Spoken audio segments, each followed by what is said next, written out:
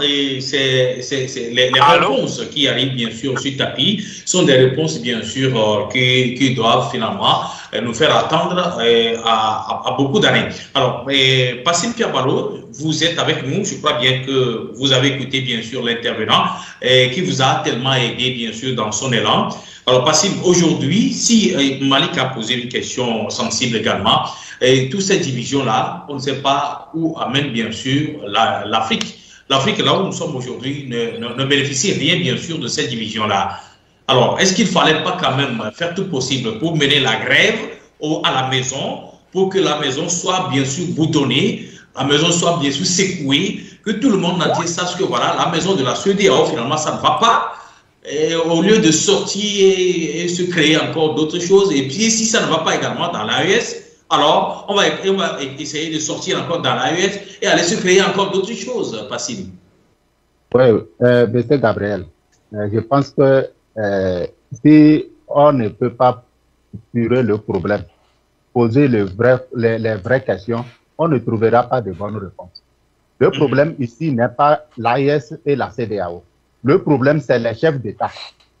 Qu'est-ce que les chefs d'État de l'AES sont en train de faire et qu'est-ce que ceux de la CEDEAO sont en train de faire? C'est là où on doit poser notre débat. Ce n'est pas une question. Les gens ne sont pas élus pour des organisations. Ils sont élus pour organiser leur pays. C'est ce que nous devrons comprendre. Présentement, si on pose le problème du départ du pouvoir de ceux qui viennent d'arriver, à quand le départ des dirigeants de la CEDEAO? La question aussi se pose. Quand est-ce qu'ils vont partir pour libérer leur nation de la domination étrangère? Si eux, depuis 64 ans, ils sont là, ils n'ont même pas essayé d'unir. Est-ce que c'est l'AES qui a divisé la Gambie et le Sénégal? C'est l'AES qui a divisé le Togo et le Ghana? Nous avons une partie du Togo dans le Ghana. C'est l'AES qui est né, ça est comme ça? Depuis des élections qu'on a organisées, pourquoi on n'a pas uni? C'est là le problème. Quel travail ces chefs d'État sont en train de faire? Sur ce point, vous avez parfaitement raison. Oui, il ne faut pas qu'on voit l'AES comme origine de la balkanisation. La CEDEAO est née, ce n'est pas aujourd'hui. C'est 50 ans, c'est trop. Mais l'économie, zéro. Monnaie, zéro. Intégration, zéro. Petite et moyenne entreprise, zéro. Maintenant, on dit que c'est l'AES qui est en train de... Dites-moi. Oui, moi, une question. Vous le dites. À la tête des pays. Quand est-ce qu'ils vont partir? Vous le dites. C'est une question à moitié chemin, à mi-chemin. Parce que nous ne sommes pas à la fin, nous sommes à mi-chemin. Vous ne savez pas, par exemple, aujourd'hui, quand vous dites CEDEAO 0, machin 0, mais aujourd'hui, vous dites quoi? Vous dites que AES 10 sur 10, à chaque fois, vous ne le dites pas. Donc, vous ne savez pas ce que demain, c'est que nous, ils ont pris une option. On attend, par exemple, aujourd'hui, ils utilisent encore le franc CFA. Ils ne sont pas sortis de l'UMOA. Donc, vous voyez, donc ils sont là. Il y a des choses qui sont encore en latence. Donc, vous ne pouvez pas, de ce point de vue-là, dire que, applaudir et dire que ils sont parfaits. Ils ne sont pas parfaits. Vous voyez, monsieur Emmanuel, c'est ce débat que nous menons en Afrique et on ne se sort pas. Je n'ai pas encore dit que j'ai donné 10 sur 10 à l'AES. Mais l'AES est bien dit. Sinon, Passim n'a pas encore dit que l'AES est. Non, mais quand il dit sous les autres 0. Donc, ça veut dire que quelque part. Non, Emmanuel, c'est parce qu'on a mené des analyses. Bon, monsieur Adona, laissez-moi, j'ai posé ma question. Donc, si vous voulez poser votre question, posez-la, s'il vous plaît. Moi, je lui dis, parce qu'il a parlé de 0 là-bas, donc je dis, ça veut dire qu'eux, ils ont 10 alors. Oui, ça là, c'est pourquoi je prends ça. C'est parce qu'on a déjà parcouru cette étape-là, puisqu'on a analysé déjà les œuvres de la CEDEAO et on sait de quoi la CEDEAO est déjà capable. Maintenant, nous sommes en train de parler de l'AES. Oui, mais les œuvres de l'AES, justement, moi aussi, je parle, je dis, elle a on peut indexer de main gauche les dirigeants de la CEDEAO, parce que depuis 64 ans, ils n'ont rien fait. Alors, les dirigeants de l'AES, que tu leur donnes 10 sur 10, c'est ça?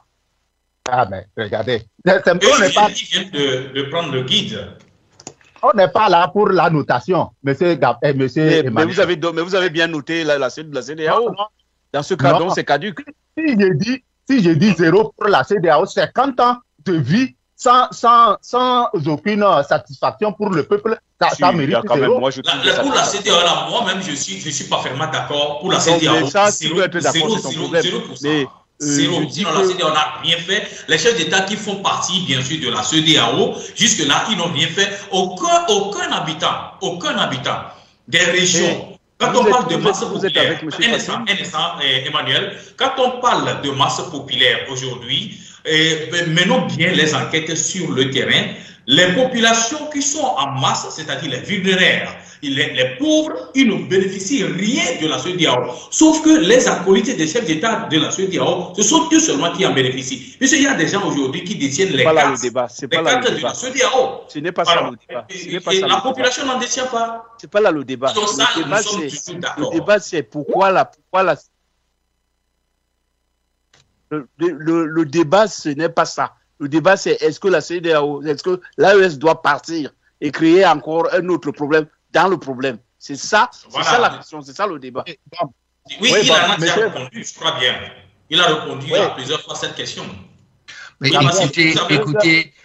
écoutez, la réflexion doit être collective parce que je n'attends aucune solution définitive d'une seule personne parmi nous ici. La réflexion doit être collective, même dans la contradiction, pour que nous puissions vraiment voir où se trouve le problème. Mais comme beaucoup l'ont dit, c'est-à-dire Emmanuel Maïga, c'est-à-dire Passim Piabalo Siwel lui-même, lorsqu'on ne pose pas les bonnes questions, c'est-à-dire lorsqu'on ne pose pas le vrai problème, on ne peut pas trouver la solution. On trouve les problèmes ailleurs, là où ils ne sont pas. Et on veut y trouver des solutions durables. C'est impossible. Nous sommes partis, n'est-ce pas, de l'idée que l'Afrique doit s'unir. Si l'Afrique ne s'unit pas, eh bien, on aura toujours des problèmes d'infiltration. On aura toujours ce qu'on condamne éternellement, néocolonialisme, ceci, patati, patati, patata. Alors qu'entre nous-mêmes, on ne peut pas s'asseoir comme ceux qui pourfondent, n'est-ce pas, la CEDEAO, disent il faut que l'Afrique s'asseye. Oui, et pourquoi l'AES ne s'assierait pas avec la CEDEAO?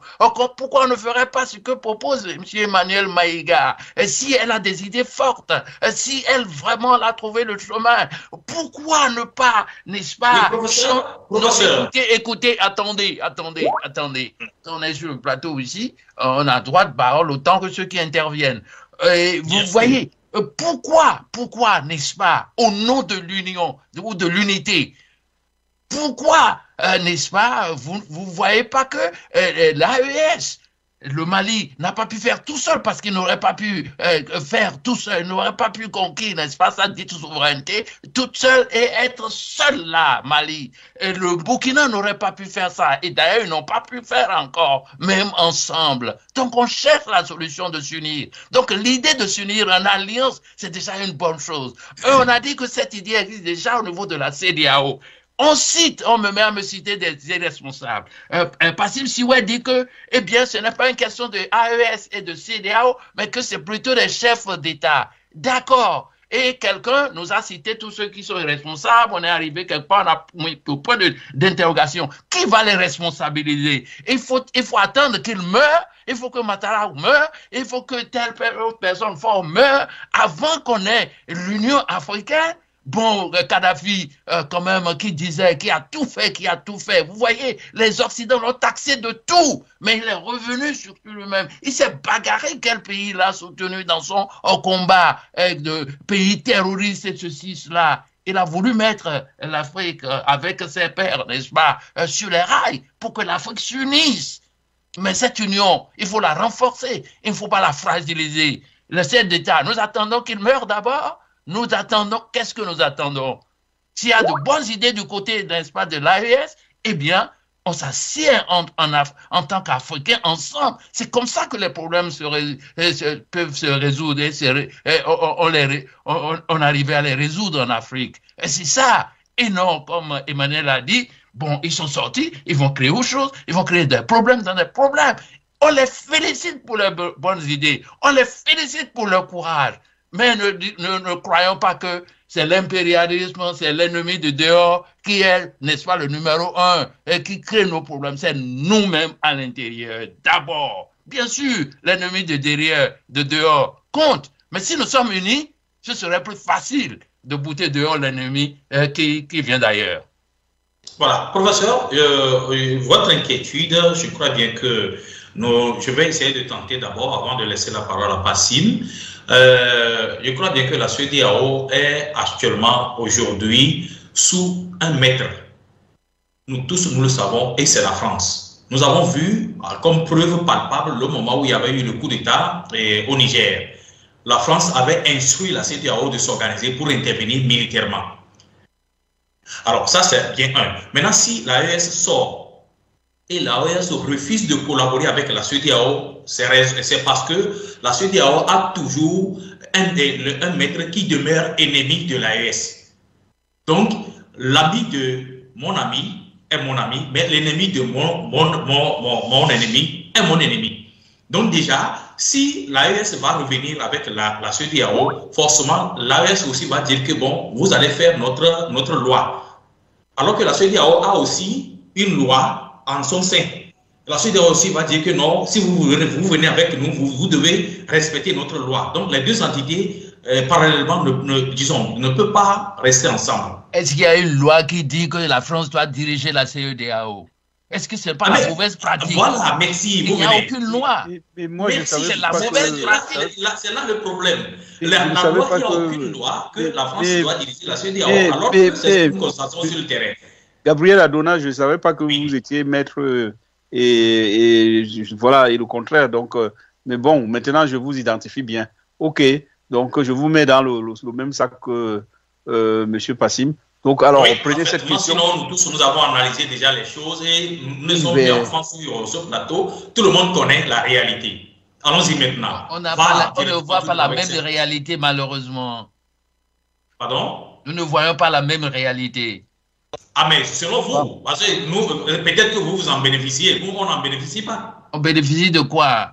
Nous cherchons tous où est la réalité. Si vous ne bénéficiez pas, alors allons tout droit à la vérité. Nous ne voyons pas la même réalité. Vous êtes en train de dire que nous connaissons tous la réalité. Quelle est la réalité quand nous ne pouvons pas identifier? Vous n'êtes pas sans savoir. Vous n'êtes pas sans savoir que le moment où il y avait eu un coup d'État au Niger, la France avait voulu intervenir. Pourquoi la France doit intervenir en Afrique? Vous devez vous poser cette question. Déjà, vous aurez les éclaircissements. Soyons francs. Nous sommes en train de dire que c'est la pratique. Oui, si nous décidons, on a une bonne idée. Il y a Emmanuel qui aimerait poser une question. Oui, moi je voudrais savoir, tout simplement, c'est que si j'ai des problèmes avec mon frère et que quelqu'un, vous qui venez, non pas vous, mais je veux dire un blanc qui vient discute, qui vient et essaye de diriger ou essaye de résoudre ce problème, et lui, je dois aller de l'autre côté. Donc c'est pour cela que je ne devrais plus discuter avec mon frère et parler clairement. Je crois que c'est pas la mort de la famille. C'est pas ça. Je crois que c'est pas cela. Il est venu, mais je crois que je dois aussi.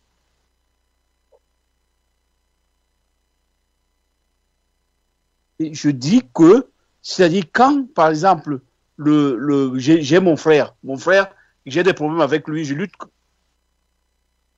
Bon, c'est-à-dire l'AES, par exemple, parce que je réponds à l'exemple de monsieur Adona. C'est pas parce que la France a demandé à la CEDEAO d'intervenir au Niger que ça doit gréver la fraternité qui existe entre la CEDEAO et l'AES. Non, c'est pas ça. Ils ont des liens quand même fondamentaux et sacrés qui n'ont rien à voir avec l'étranger. Emmanuel, vous comprenez d'abord, je vais poser cette question. Vous comprenez que l'AES et la CEDEAO deviennent finalement deux entités différentes? Vous comprenez ça? L'AES a ses lois, la CEDEAO a aussi ses lois. Donc ça dit juridiquement que c'est deux entités, deux entreprises différentes. Est-ce que vous comprenez ça? Mais justement, est-ce que la loi a à voir avec le sang, avec la fraternité? Non, mais les prescriptions de création d'une entité ou d'une congrégation sont là. Par exemple, le frère, le droit du sang, quand vous êtes lié par le sang, est-ce que le droit peut venir? Est-ce que une légalisation, quelque chose qui est écrit peut changer cela? Je vais répondre. Oui, allez-y. Je vais répondre. S'il vous plaît. Si nous débattons, c'est pour que nous puissions comprendre qu'il y a un problème au sein de l'organisation. Absolument. Notre problème, ce n'est pas une question de fraternité. Si on était frères, les autres ne peuvent pas dire qu'ils ont mobilisé leurs armées pour envahir un pays frère. Oui, mais si aujourd'hui, le Niger était déjà à feu et à sang, dites-moi, quelle solution la CEDEAO allait trouver? Quelle solution la CEDEAO a trouvé pour Laurent Gbagbo? Nous voulons le comprendre présentement. Laurent Gbagbo n'est pas aussi dans les bonnes grâces. Mais on ne comprend pas. Quelle solution préjage déjà la CEDEAO? Nous voulons savoir cette solution et en ce moment, on dira voilà les pactes qui sont en train. Passim, s'il vous plaît. En ce moment, la CEDEAO avait une loi qui interdisait les coups d'État en Afrique. C'est pour cela qu'ils étaient tous contre le Niger. Moi, je pense que c'est ça. Oui. C'est ça qui a poussé aux Africains de ne pas aller soutenir le Niger par rapport à cette... Parce qu'ils ont renversé Bassoum. Et en ce moment, il y avait une loi au niveau de la CEDEAO qui était contre ça. C'est ça qui a posé le problème. Et je me souviens, le jour où Macky Sall et les autres, comme par exemple le président béninois, comment il s'appelle, Patrice Talon, tous ont réagi par rapport à ça. C'est parce qu'il y avait une loi qui était là. Mais nous parlons en 2024 en ce moment. C'est là où nous parlons. Là où il y a, par exemple, l'AES qui veut quitter la CEDEAO. C'est là où se situe le problème. Et en contrepartie, l'AES peut faire un flashback pour venir soutenir la CEDEAO et corriger tous les erreurs de la CEDEAO. C'est là où se situe le problème. Mais on ne peut pas avoir ces deux entités-là en Afrique. Ça, c'est l'Afrique qui va perdre. C'est ça le problème. La même question. Je vous pose la même question. Depuis la création de la CEDEAO, il n'y a jamais eu coup d'État? S'il y a eu coup d'État, quelle solution ils ont trouvé? Voilà. Mais voilà. Écoutez, on tourne en rond. Donne-moi un, Passim. Écoutez, on tourne en rond. Non, professeur, il ne faut pas aller dans ce sens. On discute. Il faut qu'on laisse cette discussion-là aller, que chacun donne son opinion. Parce que si on essaye de poser ça dans ce sens, je pense qu'on ne va pas avoir un très bon débat. Je dis qu'on tourne en rond, puisque Malik, tu dis on est en 2024. Lui, il parle, il dit depuis la création de etc. Est-ce qu'il n'y a jamais eu de coup d'État? Est-ce qu'on ne tourne pas en rond? Il n'a qu'à citer un coup d'État. Il n'a qu'à citer un coup d'État. Et à partir de là, la réponse sera là, je pense. Nous parlons de 2024. Oui, 2024. D'abord 2005, il y a eu coup d'État au Togo. Coup d'État constitutionnel, institutionnel. Il y a eu coup d'État en Côte d'Ivoire, 2010. 2000, à partir de 2000 jusqu'à 2024, là, il y a eu coup d'État au Togo, coup d'État constitutionnel. Qui a branché? Non, mais parce que la CEDEAO, Gabriel, c'est parce que la CEDEAO n'a pas assez de force. Non, attends, je vais vous dire une chose. La CEDEAO, c'est parce que la CEDEAO n'avait pas assez de force. Parce que quand on avait les Macky Sall dedans, des gens à qui nous tous, nous savons que c'est des impérialistes. Mais aujourd'hui, ils ne sont plus là. Aujourd'hui, il y a une loi qui est sortie. Attends. Ils sont en train de préparer le jugement de Yaya Jammeh. Vous êtes au courant ou pas? Mais c'est parce que maintenant, dans la CEDEAO, on commence à constater qu'il y a des présidents au moins intègres, des présidents réellement africains, qui sont là-bas maintenant pour trouver des solutions à l'Afrique. Maintenant, si l'AES... Non, pas passer, mais donne-moi un peu. On est en 2024. Et si l'AES essaye de rejoindre, comment dit ça encore, la CEDEAO, nous avons Patrice Talon là-bas qui a complètement changé. Nous avons le Sénégal qui a changé. Nous avons le Ghana qui a changé. Nous avons Mahma Déby. Personne n'y s'attendait qu'un jour il va jeter les militaires français de l'Afrique. Comment il s'appelle le pays encore de là-bas? Tu vois, tout cela c'est des données. Tu vois, parfois dans la vie, quand on fait des analyses, il faut avoir des données. Et ça, c'est des données de base qui permettent à l'Afrique de reprendre le CEDEAO comme un outil qui permet à l'Afrique de se développer. Et je vous dis une chose, en 2025, comment il s'appelle encore? Alassane Ouattara va partir. 2025, et c'est moi qui vous le dis, Malik, Faure Gnassingbé va quitter. Et si ces deux-là quittent, qui va rester dans la CEDEAO? Est-ce qu'on va avoir des satrapes reptiliens là-bas? Nous allons avoir des têtes qui seront là-bas. En l'occurrence, l'AES, en l'occurrence, Diomaye Faye du Sénégal, en l'occurrence, comment il s'appelle encore? Patrice Talon. Mais ces gens-là, ils peuvent redresser la CEDEAO. Ah bon? Mais cette division-là, moi c'est cette division-là que je ne suis pas d'accord. C'est pas normal. Nous tous, on est avec l'AES. Mais le problème est qu'il faut savoir que cette division-là ne mène à l'Afrique à rien du tout. On est en 2024. On n'est plus en 1960.